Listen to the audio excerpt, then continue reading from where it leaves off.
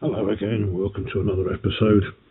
I was rummaging about through my assortment of cameras that I haven't yet sort of put on the channel, and I came across this little beauty. I didn't think I had any Rolleiflexes. I got a Rolly Cord and a couple of Rolly Magics, but I didn't realise I had a Rolleiflex. It's not the sort of twin lens reflex you associate with the name, but it is by the same company. The reason this one attracted my attention was because it needs some gluing. I've just been putting the Pentax 6x7 back together, and I had to put the glue on the covering and stick that back on. So the glue that I've been using, I don't know if you guys can advise me about glues for this sort of stuff, but I've been using this E6000 Plus, which from what I read seems to be about the best thing for the job, because they do have to come off again. Whatever you do, don't use super glue because you'll never get the thing off again, but they do have to be peelable, obviously, to get to screws underneath. If you want to get inside the camera, there's a bit up there where it's starting to peel as well, and that needs gluing. So yeah, I've sort of pulled this out and thought, well, it looks pretty decent condition. If that's all it needs is a bit of gluing, then that's another one that we can sort of pass across into the good to go sort of collection. 35mm SLR, manufactured by Rolly, late 70s I think, 79 to early 80s. The E was apparently the last of the SL35 range. Originally made in Germany, but then moved to Singapore, and on the back, on the bottom somewhere, it tells you where it was made. There you go, made in Singapore. The bodies are not very expensive, it's the lenses that people seem to want, because Zeiss made lenses in this mount, which is a unique mount. What's it called, QMB or QBM? It is a bayonet mount, but it's not used on any other cameras apart from the sort of sister to this one, which is the Voigtlander VSL. Same kind of camera basically, just with a different nameplate on it, but that shares the same lens mount. But yeah, the Zeiss lenses, there's some Schneider lenses, and they can be quite expensive. There's a few varieties of manufacturers that made lenses for these. This is wearing this sort of, I suppose, entry level or the lower level. This is called a Rollin RMC. The higher sort of spec ones are like the plainer 1.8s with the HFT coatings, but this has got not a bad coating on it. As you can see, it says lens made in Japan, which is kind of interesting. From what I can see on the old Ask Google questions, these lenses were made by Mamiya. I don't really have an issue with that. Mamiya are pretty well known for their good glass. You think the RB67s, for example, and the Mamiya twin lens reflexes, they were probably Rolly's competitor in the wedding market, so I'm not too concerned that it's a Mamiya piece of glass. It's just obviously it's not extremely valuable. Don't remember what I paid for it. I did find the winder attachment. There's a little winder that goes on the bottom. That was brand new in the box, so I've still got that with it as well. So it doesn't look like it's had a lot of use, so I thought, why not dig it out, stick this down, give it a once over and see if it works. Quick overview, very, very simple camera to use this one, it's not particularly complicated. Film advance, frame counter at the top, single stroke to advance. Here you've got a lock for the shutter release, so you can lock the shutter release, or that's it in the locked position, put it across, and then it will fire. It's on automatic and I haven't got a cap on, so that's good. This is the shutter release, I think, in the middle of here, if I remember right.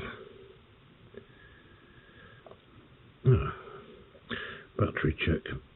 It's got a decent battery in it. This little red LED will come on up here. Maybe that's locked. And this is, there you go. So red dot showing, it will fire. And this is an aperture priority camera, so you can leave it on A. Or there's a little indent here. If you push that in, you can manually select the speed. The weird thing about this is it's just a continuous thing. There's no notches on this. And it's really odd. It goes all the way down to 16 seconds.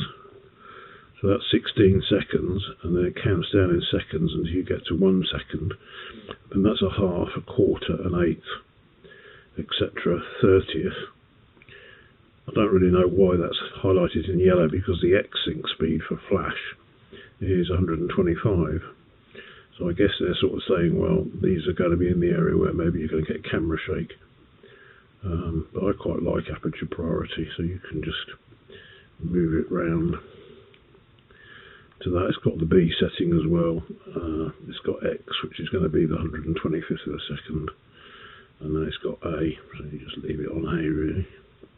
Aperture priority, you select the aperture, it matches or tries to match it with the shutter speed. There's a display inside the viewfinder.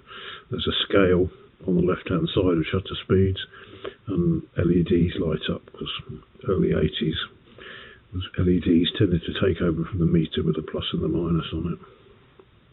As you've seen, battery check, self timer, so you can push that over, and self timer runs with the light on. It doesn't beep, thank God. And I don't think it flashes any quicker. I think it just goes out when it's about to take the picture. There you go. So yeah, not the most useful, but it's there. And on this we've got a combined lever here, which has got 2 stops of overexposure or underexposure, so exposure compensation. And this is where you would put in the speed of the film. To select the speed, you'll see that these little notches things on either side, so you can just turn this around to the speed of the film, and then if you push on this one, you would just wind that back so that it's level with the top of there. And then if you want to give it underexposure, overexposure, you can do that. If you were using it on A and wanted to use exposure compensation. But the film I'm planning on putting in this is actually 400 ASA. And I thought the range is, I think it goes up quite high, doesn't it, this one? It has been quite a long way. That's 1600, 3200, goes all the way up to 6400. This is quite impressive. So yeah, it worked with most films, and even pushing situations that you encounter today. Hot shoe, I presume there's a dedicated flash for it, I don't have it. On the back you've got this little lever here, which is quite interesting. This camera doesn't use a push button on the base to disengage the sprockets for rewinding the film. If you flick this over to R, that's the rewind position. In the middle is the normal position. If you want to do multiple exposures, you move this over to that side, so when you advance, it only cocks the shutter, it doesn't move the film. It's quite an interesting way of doing it. Memo holder on the back. On the front, a couple of lugs for straps, which I don't use. Lens release catch down here, and a depth of field preview. I'm going to stop this lens down. And it's lockable as well, so you can keep it in the depth of field preview. Take the lens on and off, just pushing on this button. I can't remember which way this thing turns. It turns that way, it's very stiff. Anti-clockwise to take it off. It's got quite a nice bright viewfinder. It's got a good screen in it as well, actually. It's quite a bright camera. Even though that's a 1.4 lens, it is quite bright. It's got some focusing aids in the middle. It's got the split image rangefinder, but as you can see, it's diagonal rather than horizontal, which I find that a bit confusing to use. You can see the back of the lens there. It's nice being a 1.4. It's nice and bright. But yeah, I'm interested to see how it performs. But yeah, I reckon it's made by Mamiya. I don't know if it's a Mamiya design or if it's a copy of somebody else's design, but yeah, aperture's there. So select your aperture. Focusing's here really smooth, and it's got a very long throw to it. It's probably possible to get really precise focusing. It focuses down to, what's that, 1.5 feet, 0.45 of a metre. Yeah. So it does extend out quite a way, but it is really smooth. It's not worn out at all. Like I say, it's probably been hardly used. But yeah, it's an interesting, it's quite, well, compared to the Pentax, it's very small and light. But it is quite chunky, and you can feel it's got some metal in it, there is some quality to it. So yeah, I'm going to glue this bit down on here and give it a whirl, and put some film through it and see if it's working. If it is, then it can move into the working collection rather than the needs attention collection. So that just comes off so you can connect the motor drive into it. That's where the battery goes. Luckily this takes the same battery as the Pentax. So I just ordered a load of those batteries for the Pentax. And they happen to fit this, so make quite a good combination of the two, really. So yeah, it's this SR34 battery. It just sits in there. I don't think there's any corrosion or anything in there. No, it's very clean. So yeah, that's the battery it takes. So that should last a while in there, I would have thought. Metering works when you half press on the shutter release button. So I like the finish of it being this sort of satin kind of black. Yeah, it looks quite nice. I think it's quite an attractive camera. Once that's stuck down there, it shouldn't look too bad. Yeah, that's the camera for today. Hope you found that interesting. If you know anything about Rollie, and there seems to be an awful lot of speculation about what went on and what was said, and an awful lot of politics, and Zeiss and Rollie fell out, and blah blah blah blah blah. If you know anything about the history of it, please let me know, because I'm keen to learn about Rollie. They're no longer around anymore, unfortunately, but they seem to be a very good quality company. I think they're still around, but I think it's just one of these names that you put on something you buy out of China.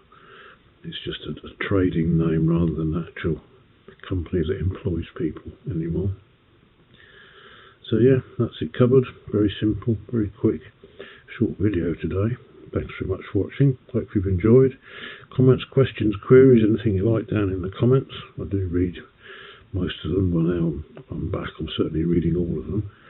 And don't forget to like and subscribe and all that sort of stuff. I look forward to seeing you in the next one. Bye.